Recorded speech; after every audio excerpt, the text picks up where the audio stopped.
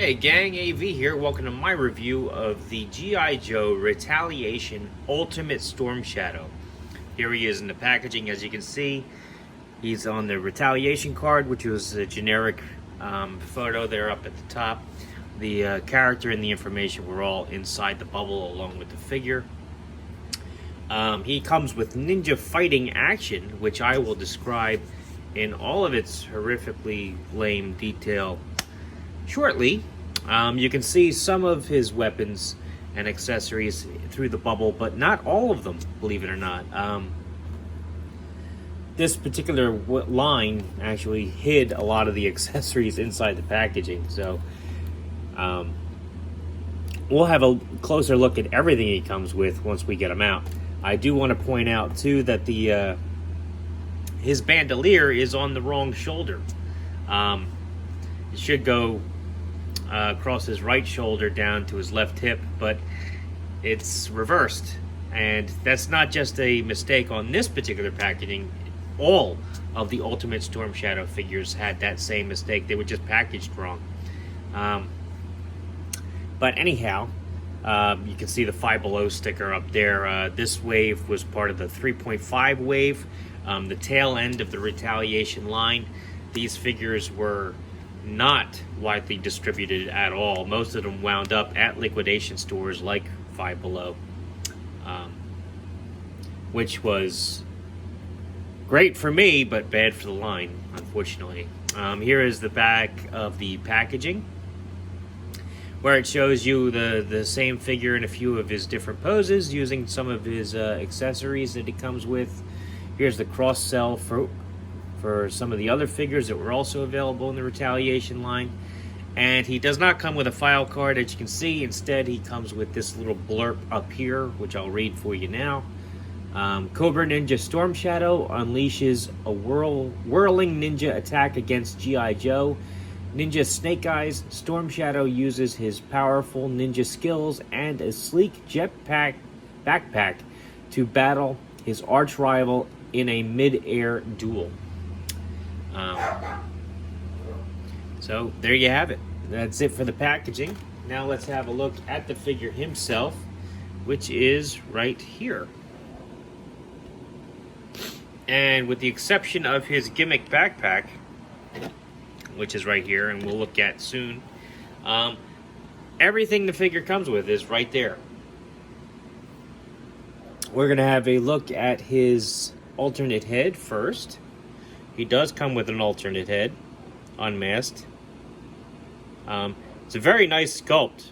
Unfortunately, the paint job on mine is a little iffy if you look at his eyeballs. But still, excellent sculpt.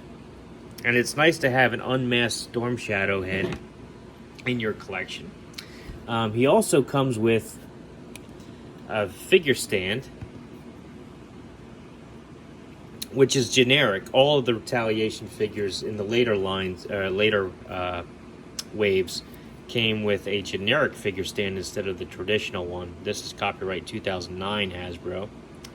No name or anything on there. I'm gonna stick him back on there just to keep him standing. Uh-oh. Already lost one of his accessories. Unfortunately, he does store all of them on him, but some of them are a little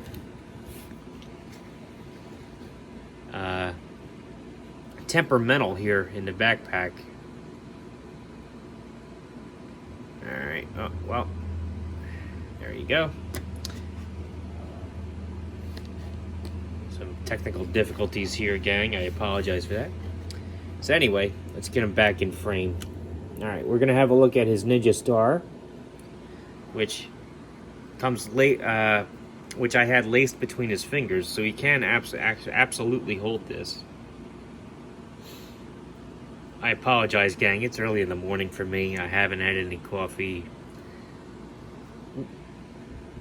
I just dropped the damn thing. Oh, there it is. Not sure how well you can see that, but it's a six-pointed star.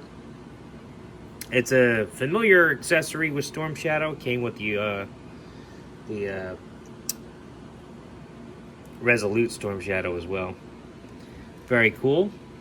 He also has this fan, which does not have any painted detail on this version. It's still pretty cool. Very nicely sculpted. He has his backpack, which has a ton of stuff on it. Let's start disassembling that.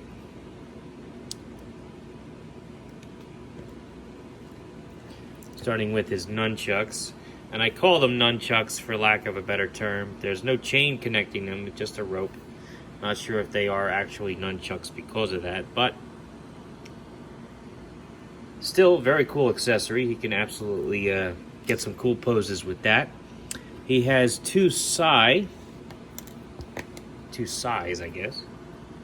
Not sure what the plural of that is. These are unpainted as well. They're just in a silver plastic.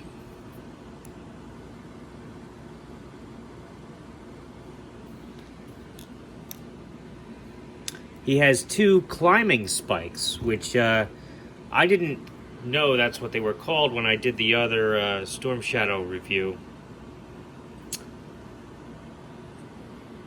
Somebody actually chimed in the comment section and let me know that these were climbing spikes, which I greatly appreciate. And I'll be honest, that's exactly why the comment section is there, especially on my videos, is so that you can educate me as well as everybody else watching. So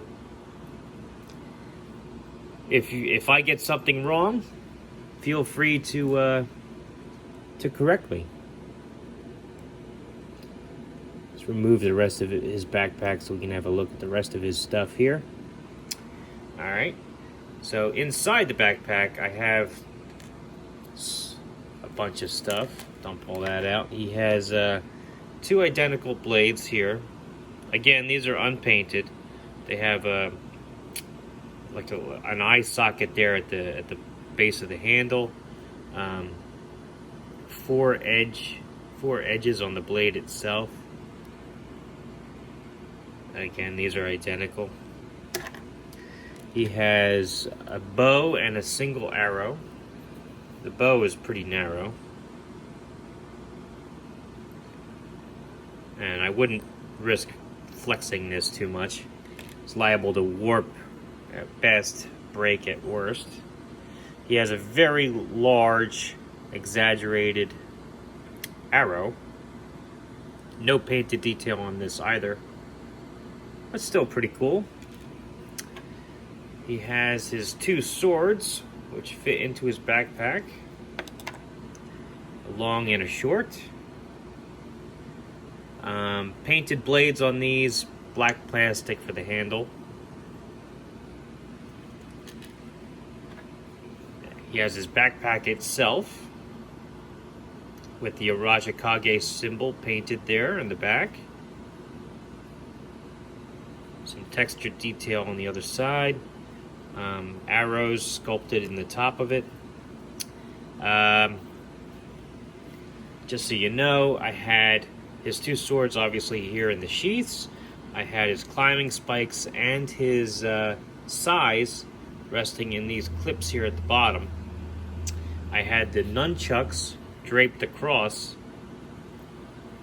And on the inside here, I had his bow, his arrow, and the two blades. So that's how I got to store all that stuff on him. The backpack does open up, probably so that you can access anything that falls inside and can't get out otherwise. Maybe his ninja stars, for example. But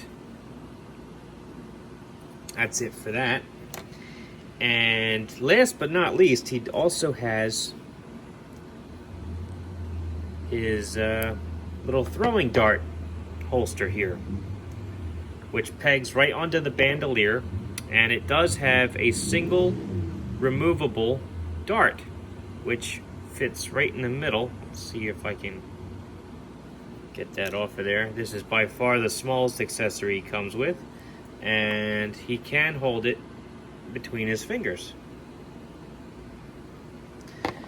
So there you go. Now we get to the fun part, the ninja fighting backpack of his, which is right here. It's kind of cool. It's very reminiscent of a Cobra Claw, probably because of the numbering and the color and whatnot. The wings do come out. It has a harness here, which you can plug onto the figure.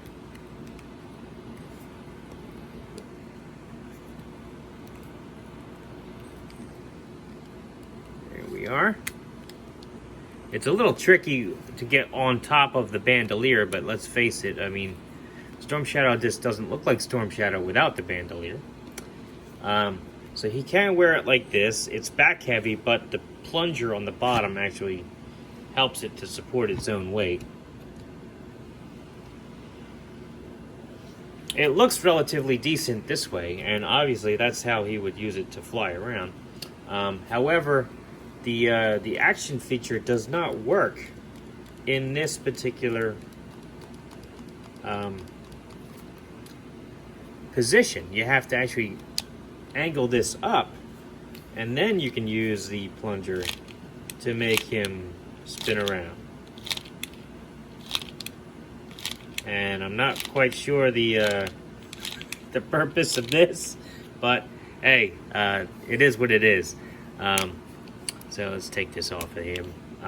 All in all, though, the backpack looks decent, and again, it can be used as a glider type thing. I mean, it looks pretty cool in that respect. You could use it to house a figure that way. However, I'm not too impressed with the action feature or with it on Storm Shadow in particular. So, let's get on to his overall sculpt and appearance.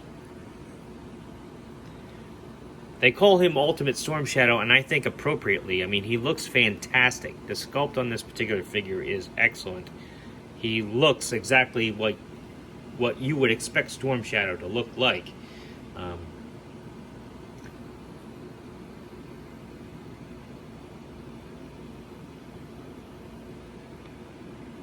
Looks great. His head is on a ball joint. Does a full 360. He can get a little wiggle room there up and down, but not much. Same goes for side to side, just a little bit, not much. Arms can do a full 360. They can go up about that high. There's nothing at the bicep. Elbows can do a full 360, as well as flatten out and hyperextend a little bit. His wrists will do a full 360, and they have a hinge so he can angle them down and up. And as I demonstrated a couple times already, his fingers are separated, at least the index and the middle finger, so that you can fit some of his smaller accessories through the fingers, which is very cool. He has a diaphragm joint here, which is on a ball joint. Gets a good range of motion right there. His legs, kick his legs out about that far, back about that far. You can do the splits about like that. Not that great, mostly because of the sculpt of his legs. Bend his heels back about that far with a double jointed knee. He has a rocker joint here at the ankle, so not your typical swivel. And he also angles down and up quite a ways. So excellent articulation on this particular version of Storm Shadow. Let's get him standing. Now we'll get him standing right here. I'll angle the camera down a little bit. Here he is next to a vintage G.I. Joe figure. So you can see the size comparison. He is noticeably taller than the vintage version, because Storm Shadow is a 4-inch figure. Same can be said for the G.I. Joe Vintage Collection, Luke Skywalker. Here he is next to a 4-inch Boss Fight Studio blank. They are roughly about the same size. Get you standing up again. Come on now. Come on. And last but not least, here he is next to a Marvel Universe Captain America. So, all in all, final thoughts, outstanding Storm Shadow. Sculpt-wise, he is my favorite. Accessory-wise, believe it or not, the retro version of Storm Shadow I just reviewed is his accessories are better because they have some painted detail on them. I do like the fact that he comes with the alternate head sculpt. But all in all, he's an excellent purchase. I'm damn glad to have him. And if you enjoyed this video, check out my channel. If you like what you see there, then please subscribe. And as always, thanks for watching.